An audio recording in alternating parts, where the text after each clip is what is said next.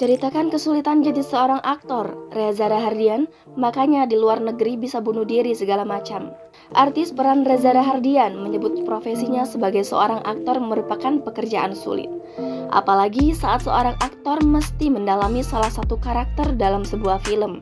Bahkan aktor seperti Reza Rahardian saja pernah menyambangi psikolog lantaran karakter tersebut masih terbawa dalam kehidupannya.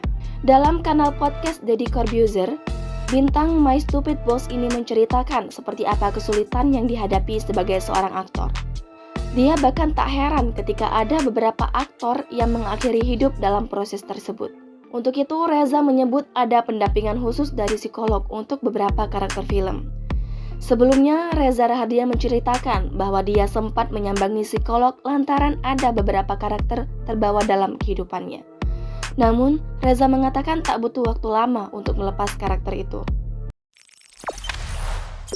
Jangan lupa subscribe, share, komen, dan like ya!